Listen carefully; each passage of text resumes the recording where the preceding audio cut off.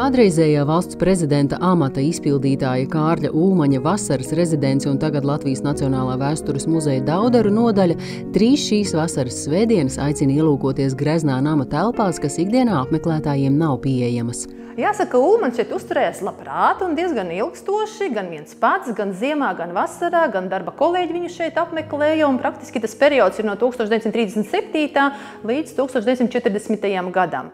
Un praktiski visa šī perioda laikā notika regulāri gan mājas labiekārtošanas darbi, gan dārza labiekārtošanas, pilnveidošanas darbi. Dauderu namu Ulmanim lietošanā nodeva Latvijas Kredītbanka, kad valsts pārvaldes maiņas laikā to pārņēma no vācu alus rūpnieka Adolfa von Bingnera. Ulmanis uz nama un dārza labiekārtošanu netaupīja. Gada laikā dārza darbiem vien atvēlēja 20 000 latu, vēl 10 000 dārznieku algām. Pagājušā gadsimta 30. gados nama teritorijā viņa ērtībā bija ierīkotas pat 9 telefona līnijas, izrakts dīķis vadoņa vasaras peldēm un plašajai teritorijai apjosta pamatīga sēta. Ulmanis īpaši lepojās ar nu pat atjaunotajām mākslīgajām pilsdrupām, zem kā joprojām slēpjas ūdens tornis. Tad tur tika iekārtots arī darba kabinets, jo neskatoties to, ka šī ir vasaras rezidence, viņš šeit atpūšās, viņš regulāri, protams, arī strādā. Līdz ar to mākslīgais pilsdrupās tika izveidots arī atsevišķi darba kabinets, tur bija arī telefona līnija ievilkta. Kārlis Birzulis viņam sarūpēja arī speciāli tāda pseidolatviskā stilā veidotas mēbeles, speciāli vecinātas, tur bija arī ierīkots tāds tā kā mākslīgs kamīns, tad darba zona mākslīgajās pilsdrupās. Līdzīgi tad viņš atpūtās arī pie peldu namiņa, kas bija iekārtots pie mākslīgās peldu vietas. Arī tur bija telefona līnija. Dauderu dārzniekiem bija ko papūlēties.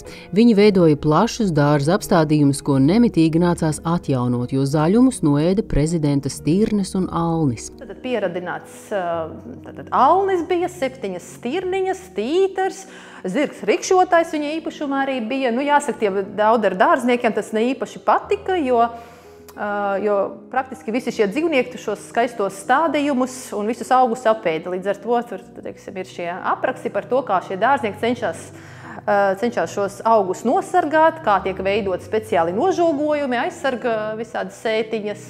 Neskatoties uz dzīvnieku pašdarbību, Dauderu nama puķu dobes tika veidotas neobarokālā gaumē.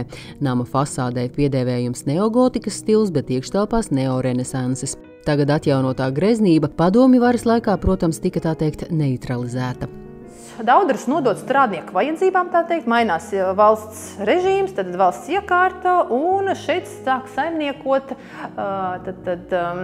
alusdarītavas aldaris strādnieki, tā teikt, šeit tiek iekārtots bērnu dārs, alusdarītavas aldaris strādnieku bērniem, vēlāk gan apmeklē arī tādi parastie Sarkandaugavas iedzīvotāji bērni.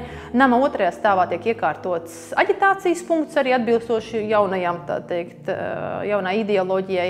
Galvenās izmaiņas, kas notiek padomu periodā Dauderos, visi griesti, visas skaistās koka apdares, arī šīs skaistās durvis, tiek nokrāsots tādos blāvos, bālos toņos, lai tas ir viegli kopjams, lai tas tā kā nekas neliecinātu par iepriekšējiem saimniekiem.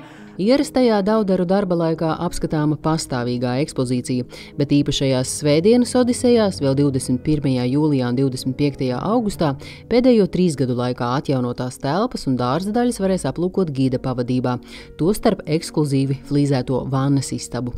Viena no tām neredzamajām telpām būs šī, jo parastajā laikā, teiksim, tās flīzes lika, ņemot vērā, teiksim, cik viņas bija dārgas un ņemot vērā tik ekskluzīvās tikai tajā vietā, kur ir darbība ar ūdeni.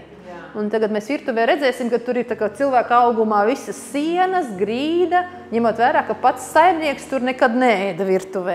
Par virtuvi runājot, jāpiebilst, ka saglabājušās ziņas, ka Ulmaņa virējas allaž gādāja, lai mājās būtu vadoņa īpaši iecienītie biezpiens, rudzu maize un kaņepju sviests, kā arī, protams, siltas maltītes no siltuma skapja.